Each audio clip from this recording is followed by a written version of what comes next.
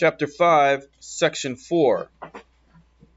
So far in his new life, there had been one, and only one, slight disappointment. Rab was so self-contained. It was as if nothing could come in from the outside to upset him. He owned himself. By temperament, Johnny was expansive, easily influenced. Although Rab would have been exactly the same if he had been the son of the wealthiest merchant or the poorest tinker in Boston, Johnny would not. When he had been the prize apprentice of Hancock's wharf, the envy of all the other masters, the principal breadwinner of the Laphams, and he knew it, he had been quite a different boy from the arrogant, shabby young tramp of late summer and early fall.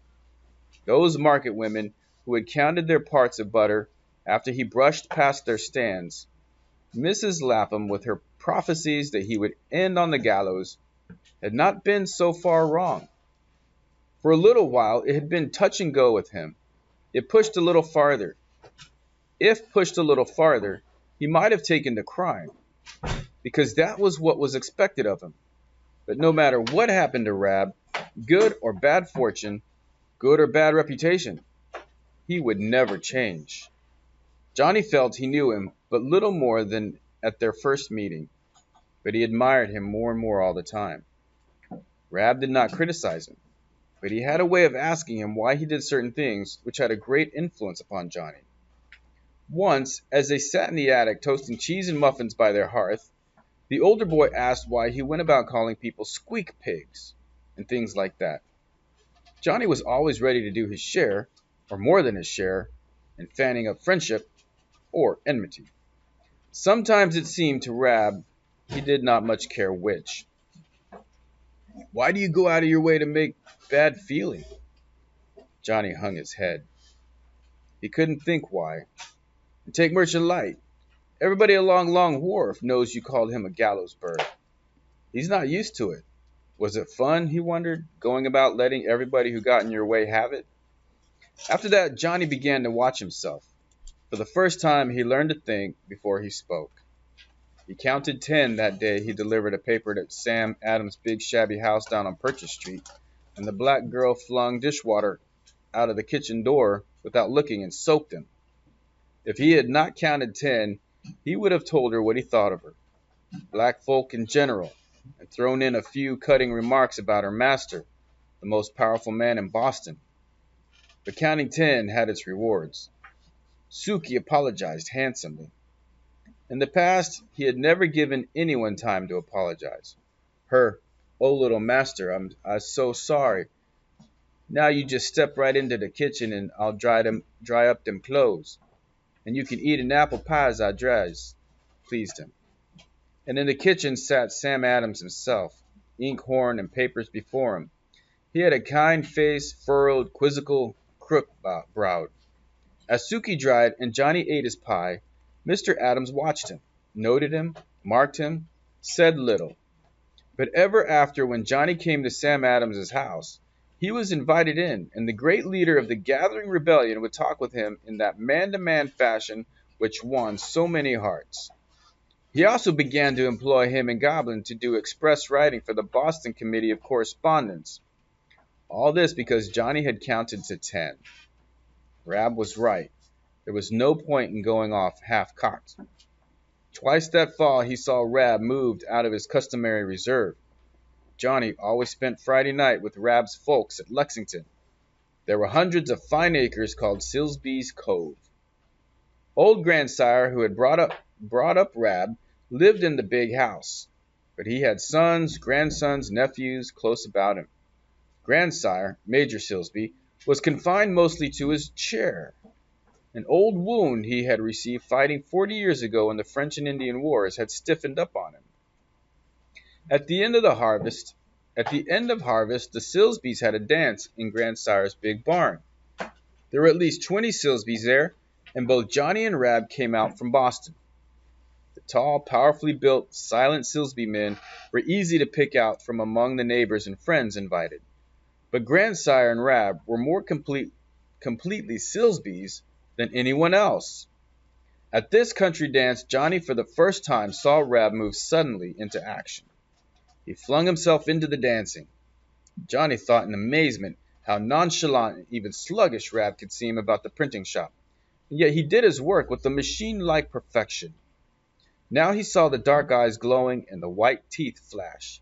It was amazing that an old fiddle in grandsire's hands and the old voice calling, "Gents, round the ladies, ladies, round the gents," could work such a change in him.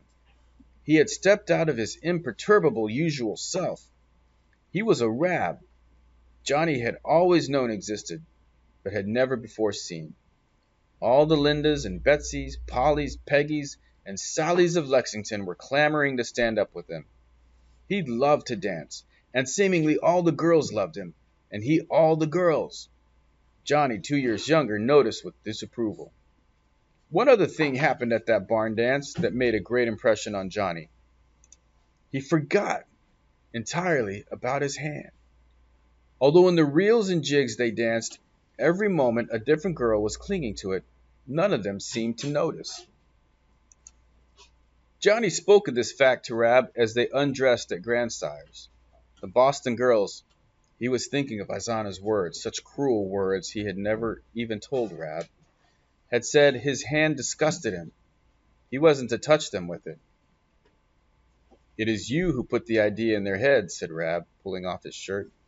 "You know you usually go about with that hand in your pocket, looking as if you had an imp of hell hidden away, and then someone asks you and you pull it out with a slow flourish as if you just said, 'This is the most disgusting thing you ever saw.' No wonder you scare everybody. Tonight happens you just forgot." The other time he saw Rab moved out of himself was a few days later. The Webb twins were timid, weakly little fellows, natural butts for any bullies. But they never seemed to need any company except each other and their cat. Mrs. Lorne one day sent them to the butcher for stew meat, and they, thinking it was an errand a cat might enjoy, carried her with them. The butcher's boy was a well-known tyrant. He grabbed the Webb's cat, trussed her, hung her up by her heels to a hook, and began to sharpen his knife. He was going to butcher her, skin her, and give the carcass to the Webbs for stew meat. The butcher sat by and roared with laughter at the frantic children's tears and cries. Rab heard the terrified screams of the little boys. He rescued that cat, who was the first to get home, with the Webbs on her heels. Next he began on the butcher's boy. By then Johnny had arrived. Together they took on the butcher, his oldest son, the butcher's wife, armed with boiling water she had prepared for scalding pigs, her mother, and a passer-by. Yet before the constable had arrived, Rab was out of it, back cleaning his press, and he had got Johnny out of it too. Johnny had a black eye, a lame shoulder, a torn shirt, a bite in his wrist. That was the butcher's wife's mother. She had good teeth for 70. Rab had nothing except an uncommonly high color in his face and a look of intense pleasure. It was strange that a boy who could fight like that and enjoy it so intensely never quarreled, never fought, and he had almost nothing to say about this really Homeric battle. But for days afterward, Johnny would see a look of dreamy content in his eyes. A slow smile formed absent-mindedly on his lips.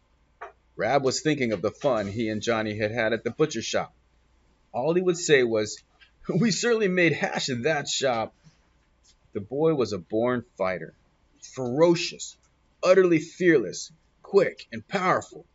But he didn't fight often, and he hadn't much to say afterward. Seemingly, Silsbees were like that. Johnny had already seen a pack of them out at Lexington, and there over the Lornes was Rabbit repeating the old pattern. One day Aunt Lorne came in as Johnny sat reading with the baby in her arms. For once, she looked a little discouraged. "My land, I don't know what's wrong with the baby. There's something, and he won't tell me." Isn't he pretty young to tell much?" "Oh, no, no, no. Other babies can tell you whether it's gas or a pin or milk souring on them. But he's a real Silsby, and they never do, you know." "Aren't you a Silsby too?" "Me? Oh, no, thank heaven, it skipped me. Look at my red hair and my build. I'm just like mother, a mere wheeler. I can say what hurts me, sometimes before I'm hurt. Those Silsby, though, they just about can't. They don't tell anything, but they aren't about the best men ever lived. If you'll just learn to take 'em or leave 'em." Johnny was learning to take or leave Rab.